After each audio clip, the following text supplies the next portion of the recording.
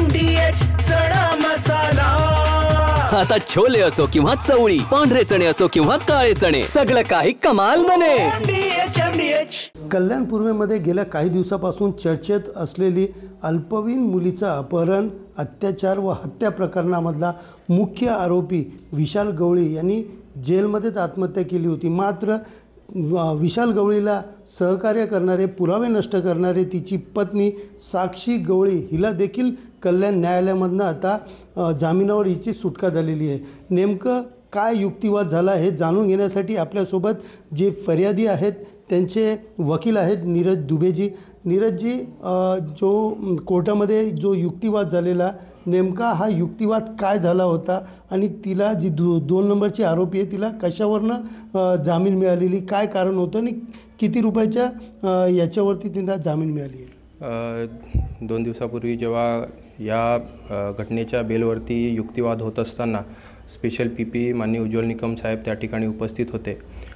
डिफेन्सच्या वकिलांनी जी काय बाजू मांडायची होती ती त्यांनी मांडल्यानंतर उज्ज्वल निकम साहेबांनी या ठिकाणी साक्षी गवळी हिचा त्या मुख्य प्रकरणामध्ये कुठल्याही प्रकारचा इन्व्हॉल्वमेंट नाही आहे म्हणून तिच्यावरती जे मर्डर आणि पोक्सोचे चार्जेस आहेत ते लागत नाही. तिने फक्त पुरावा नष्ट करण्याकरिता जे सेक्शन 238A आहे BNSचा तेवढाच लागू होतो आणि ते सेक्शन बेलेबल असल्यामुळे तिला या प्रकरणातून जामीन मिळण्याकरिता आमची कुठली हरकत नाही या प्रकारचा आर्ग्युमेंट त्यांनी केला होता.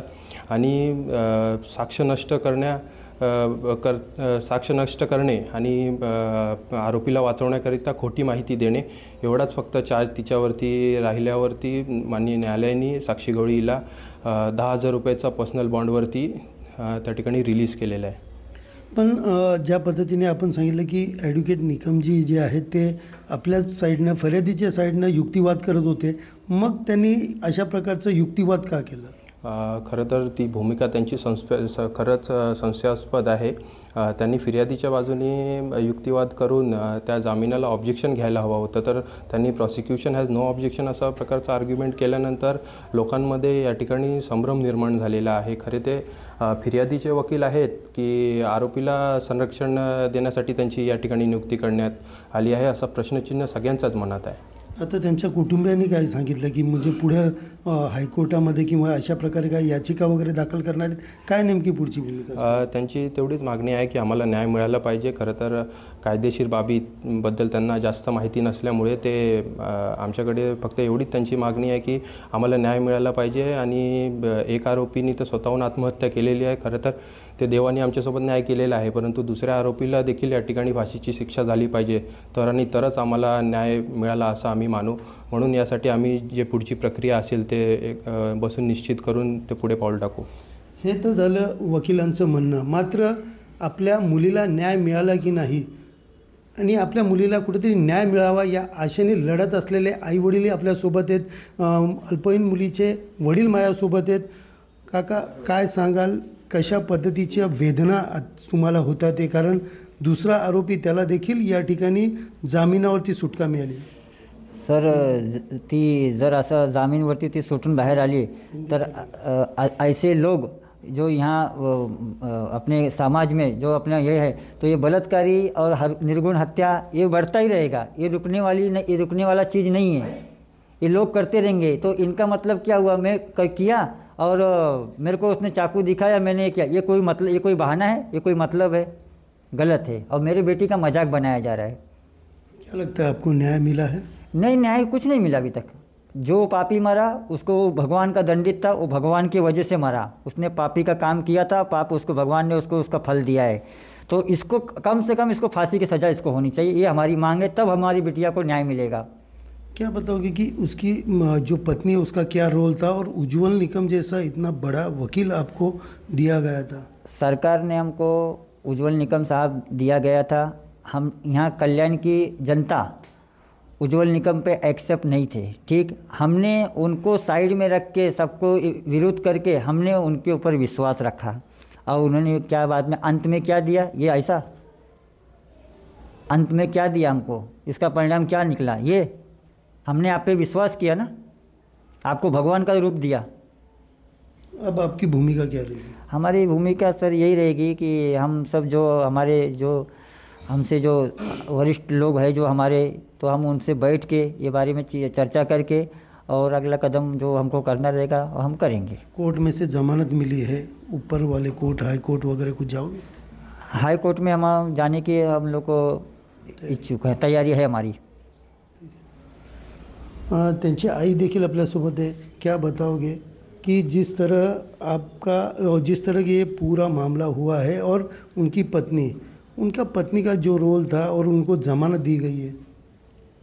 उसकी औरत जितना उसका आदमी गुनहगार है उससे कई ज़्यादा साक्षी गवली है। और मैंने नोटिस की, मैं वहाँ पे इतने बार राउंड मार रही थी, गुड़िया गुड़िया चिल्ला रही थी, मगर वो औरत एक बार भी नहीं बोली और मेरे को बस मेरे आगे पीछे घूम रही है। और उसके साथ साथ उसका बड़ा भाई भी, इसमें सबका हाथ है। जब मैं बाहर जब जा रही तब वो सब वो मेरे आगे पीछे ही घूम रहे। ये कानून मेरे साथ में गलत कर रहा है। अगर देखो, अगर ये वकील जब ऐसा कर रहा है तो ये वकील का चलता तो विशाल गवली को भी आज वो जमानत करवा देता, फिर अगर विशाल गवली जिंदा रहता तो। इसीलिए कोर्ट तारीख पे तारीख देते जा रही थी, इसीलिए कि ताकि विशाल गवली को वो बाइज्जत बरी किया जाए। मगर भगवान का वो था जो उसने छूट के आया। अरे ऐसा आत्महत्या कर लिया। अगर उस वकील का चला रहता, मेरे को वकील पे पहले ही डाउट था कि वकील बराबर नहीं है। मैं अपने हस्बैंड से बार बार बोल रही थी वकील मेरे को बराबर नहीं लग रहा है, और आज वही हुआ। मगर मैं जानती हूँ कि मेरे लड़की के साथ में अन्याय हो रहा है। अगर जब तक उसकी औरत जिंदा है तो मेरे लड़की को इंसाफ ही नहीं मिला है। एक बच्ची जो अपने घर में हंसती खेलती दिखाई देती थी, कुछ यादें यहाँ पर जुड़ी है, कुछ धमकियाँ भी आपको मिलती? मेरे को धमकियाँ कौन देगा? मैं खुद डर डर के रह रही हूँ। जब मेरी बच्ची खाऊ लेने जाती है बाहर से, इतना बड़ा उसके साथ में हो जाता, मैं तो सपने में भी नहीं सोची थी। मैं दिन रात मेरे ऊपर क्या बीतती है, मैं 5-6 महीना कैसे मैं बिताई यहाँ पे। मैंने मजबूरी में मैंने बोली मेरे बच्चे को कुछ हो ना जाए, यहाँ से रूम लेके हट जाओ, क्योंकि मेरे लिए मेरे बच्चे ही सब कुछ थे। और आज मेरे को डर डर के रहना पड़ रहा है कि मेरे बच्चे लोग को कुछ हो ना जाए। जब मेरी लड़की के साथ में ऐसा हो गया, ना मेरा हम लोग का किसी से दुश्मनाई था, ना कुछ लेना देना था, फिर भी मेरे लड़की के साथ में ऐसा हुआ, तो कल कौन देखा है कि वो लोग शांत बैठेंगे और मेरे बच्चे लोग को कुछ नहीं होगा। और जब पुलिस सुरक्षा दी गई थी तो हटाया क्यों गया? तो इससे अच्छा देना ही नहीं चाहिए था ना मेरे हम लोग को सुरक्षा। मेरे को सरकार से दरख्वास्त है, सीएम बोले थे हम लोग को सुरक्षा दिया जाएगा, तो हम लोग को कंटिन्यू सुरक्षा दिया जाए, नहीं तो कल को अगर मेरे बच्चे लोग को कुछ भी होगा तो उसका जिम्मेदार सरकार होगा। अभी आपकी आगे की भूमिका क्या है? क्योंकि साक्षी को तो अभी छोड़ दिया गया है जमानत के ऊपर, अब आप क्या करोगे? कोर्ट में, ऊपरी कोर्ट में जाओगे, क्या करोगे? अगर विशाल गवली बाइज्जत बरी हुई तो हम लोग सब लोग पूरा परिवार आत्महत्या कर लेंगे, क्योंकि मेरी लड़की मेरी जान थी। मैं अपने लड़की के लिए मैं कैसा जी रही हूँ मैं जानती हूँ। मेरी लड़की 3 लड़के से एक जैसे बहुत वो थी, मैं लड़की के बिना नहीं जी सकती हूँ, इतना तो है। मैं अपनी सरकार बोलता है कि मेरी लड़की लौटा नहीं सकता है, मगर फिर लौटा नहीं सकता है तो उसको विशाल गवली की औरत को फांसी होनी चाहिए या तो उम्र कैद होना चाहिए, मगर वो बाहर नहीं आना चाहिए। अगर वो आई तो मैं पक्का, मैं देख लेना, मैं अपने लड़की के टेंशन में मैं खुद आत्महत्या कर लेगी। घुट घुट के मरने से अच्छा आत्महत्या। उसके जैसा मैं डरपोक नहीं हूँ कि अरे मैं बोल दी कि अरे मेरा आदमी मेरे को डर दिखाया इसलिए मैंने खून छुपा ली। ये कहाँ का डर है? अरे इससे अच्छा सच बोल के मरो ना, ये घुट घुट के मारने से अच्छा क्यों? अगर उसके जगह पे मैं होती कैसा डर? अरे मेरा आदमी मेरे सामने इतना बड़ा गलत किया, मैं एक मासूम का हत्या किया, बलात्कार किया, मैं कैसा उसको सच छुपाऊँ? कैसा डर? अरे डर डर के ये सब झूठा है, ढोंग है, बहाना है, ये कोई डर बहाना नहीं। मैं उसकी औरत को जानती को कैसा थी, उसके घर के सारे लोग इससे ही हैं। एकंदरीत पाहायला गेलं तर कुठेतरी आता पुढची भूमिका काय असेल याकडे सगळ्यांचं लक्ष लागलं तरी त्यांच्या कुटुंबियांकडनं या ठिकाणी ज्या पद्धतीने आपण पुढं काय निर्णय घेणार याचा या ठिकाणी ते विचार करतात, तर दुसरीकडे क्या कहना चाहोगे? सर मैं कहना ये चाह रहा हूँ कि एक छोटा सा एग्जांपल मैं आपको बता रहा हूँ।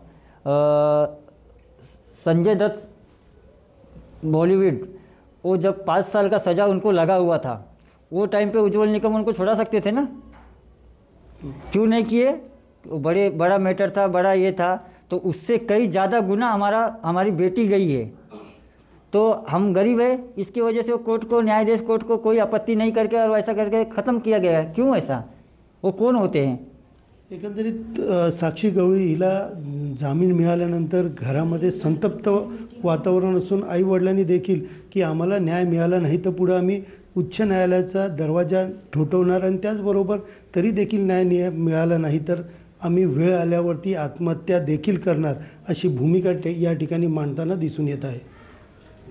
सुनील जाधव, TV9 मराठी, कल्याण। वाह, काय आता मिळाली का चव? होय तर आता मिळाली खरी चव। MDH चंकी चाट मसाला, जीवनाला खऱ्या चवीचे रंग। असली मसाले सच MDH।